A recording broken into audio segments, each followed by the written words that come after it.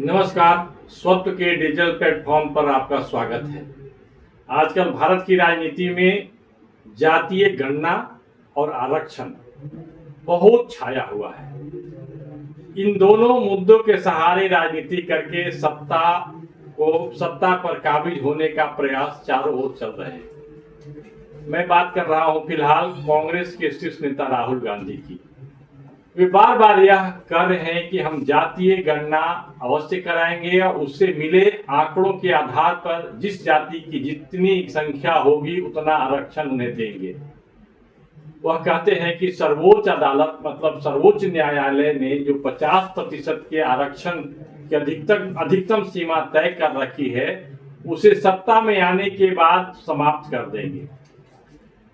यदि राहुल गांधी की पार्टी यानी कांग्रेस सत्ता में आ भी गई तो क्या वह यह काम कर पाएगी? असंभव, क्योंकि पहली बात यह है कि यहाँ अधिकार संपन्न सुप्रीम कोर्ट मतलब भारत में जो व्यवस्था बनाई गई है उसमें न्यायपालिका स्वतंत्र है और वह संविधान को परिभाषित करने का अधिकार उसे ही है। संविधान की सुरक्षा का भी अधिकार उसे ही है। सुप्रीम कोर्ट भी मौजूद है जो किसी भी ऐसे निर्णय की समीक्षा कर सकती है। संविधान की मूल संरचना के तय सिद्धांत की परिधि में रहकर ही कोई कुछ कर सकता है, चाहे वो सरकार हो चाहे वो कोई दूसरा पक्ष हो। दूसरी बात जो व्यवहारिक है वह यह है कि 4000 से अधिक जातियों के बीच यदि सरकारी नौकरी का बंटवारा किया गया तो बहुत जातियां ऐसी होंगी जिनके हिस्से में नौकरी अब तक न आई है और न आएगी। इसके बावजूद राहुल गांधी लोगों से यह कह रहे हैं कि हम आपके लिए चांद तोड़कर ला देंगे, यानी वह लोगों को झांसा देकर उनके वोट लेना चाहते हैं। वैसे कांग्रेस झांसे के सहारे राजनीति करती रही है, यह पुरानी बात है। कांग्रेस के झांसे की एक पुरानी कहानी यहाँ बताना आवश्यक होता है। बात सन 1969 की है। प्रधानमंत्री इंदिरा गांधी ने भी लोगों को कहा था, क्या कहा था कि हम गरीबी हटा देंगे, जबकि उस समय के जितने अर्थशास्त्री थे या विद्वानों ने कहा था कि यह असंभव कार्य है, लेकिन उन्होंने ऐसा कहा, उन्होंने झांसा दे दिया। वह यह कहती गरीबी हटाने के जगह पर वह यह कहती कि गरीबी कम कर देंगे तो यह सही हो सकता था, पर उससे लोग उनके झांसे में नहीं आते। झांसा देना कांग्रेस के लिए कोई नई बात नहीं है।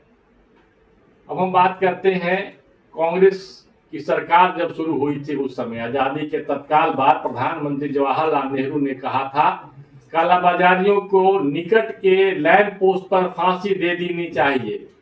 उनके इस उद्गार का जनता पर सकारात्मक असर पड़ा, क्योंकि उस समय लोग कालाबाजार के कारण पीड़ित थे। लोगों को अनाज नहीं मिल पाता था, कपड़े नहीं मिल पाते थे और इससे लोगों का जो दर्द था वो बहुत चरम पर था। लोगों में उम्मीद जगी कि अब भ्रष्टाचार से राहत मिलेगी, पर उसके बाद हुआ क्या यह भी जानना चाहिए। आजादी के तत्काल बाद जब पाकिस्तान ने कश्मीर में घुसपैठ किया तो भारतीय सेना को जीपों की भारी कमी महसूस हुई। यह रिपोर्ट में भी आया, सेना की रिपोर्ट में भी सेना ने मांग की कि यदि हमें सीमा की सुरक्षा करनी है तो हमें संसाधन संपन्न करना पड़ेगा, हमें वाहन देना पड़ेगा। सरकार ने तय किया कि ब्रिटेन से तत्काल 2000 जीप खरीदी जाए। प्रधानमंत्री कार्यालय ने ब्रिटेन से उच्चायुक्त वीके कृष्ण मेनन को महत्वपूर्ण संदेश भेजा। बाद में पता चला कि ब्रिटेन की किसी कंपनी से जीप खरीदी जाए और उसके बारे में संकेत भी प्रधानमंत्री कार्यालय से मेनन को दे दिए गए कि किस कंपनी से जीप की खरीद हो। उस कंपनी की कोई साख नहीं थी। बाद में जब पता चला जिस कंपनी से जीप की खरीदारी होनी थी उस कंपनी की कोई साख नहीं थी। मेनन ने प्रशासनिक प्रक्रिया का पालन किए बिना उस कंपनी को 1,72,000 पाउंड की अग्रिम भुगतान भी कर दी। कंपनी से 2000 जीप मंगाने थे, लेकिन बहुत दिनों के बाद 155 जीप ही कंपनी से भारत को प्राप्त हुए। ऐसा कहा जाता है कि उस समय की रिपोर्ट में जब बंदरगाह से चलकर गैरेज तक जीपों को लाया गया तो उसमें से बहुत सारे जीपें खराब निकली। उस पर संसद में भारी हंगामा भी हुआ।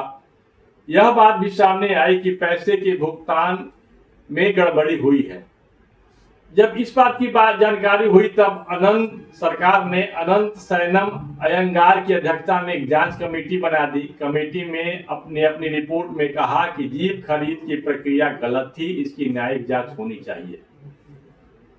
संसद में इस बात की मांग की गई पर नेहरू सरकार ने न्यायिक जांच कराने से इनकार कर दिया और फिर यह मामला संसद में उठा तो 30 सितंबर 1955 को तत्कालीन गृह मंत्री गोविंद वल्लभ पंत ने कहा कि हमारी सरकार ने इस केस को बंद करने का निर्णय किया है।